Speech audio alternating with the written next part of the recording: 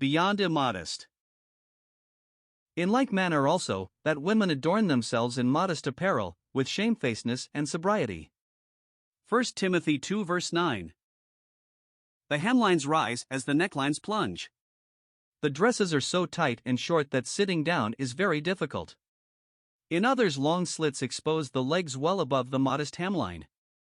Short tops leave the navel exposed. Tight-fitting tops with soft underclothing reveal every detail. Who wears such clothing?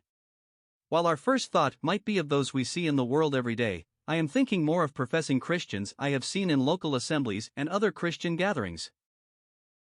This type of dress goes beyond being immodest and enters the realm of being immoral. The Lord himself said, "Ye have heard that it was said by them of old time, Thou shalt not commit adultery. But I say unto you, that whosoever looketh on a woman to lust after her hath committed adultery with her already in his heart." The truth is, there are young, and even some older, sisters who dress in ways that not only draw attention to themselves, immodest, 1 Timothy 2 verses 9 to 10, but who unknowingly, I trust, encourage young men, and some older ones, to sin. Their dress is so revealing and provocative that it is very difficult for the opposite sex not to take that second look. Dress among professing Christians has gone from casual to sloppy and inappropriate, and now to immoral. It is time for older sisters to approach younger sisters and speak to them on this issue. In some cases, elders may need to address this problem. It is not only women who are dressing immorally.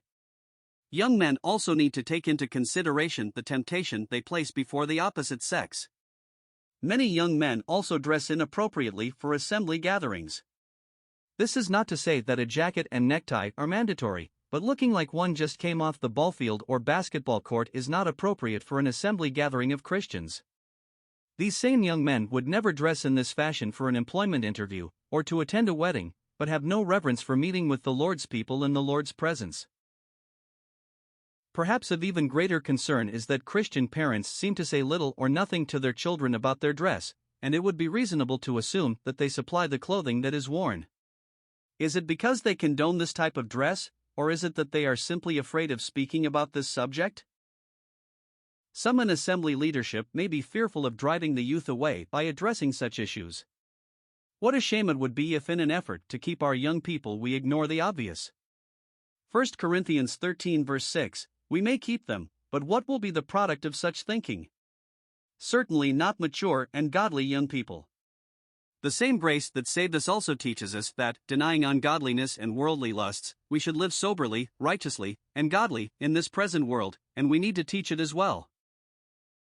Given the atmosphere of the day in which the guilty often claims to be the victim, it may well be that those who do speak to the issue will be labeled as legalistic, or worse. Let us not allow such labels to deter us from speaking the truth in love concerning the immoral dress which is evident among professing Christians.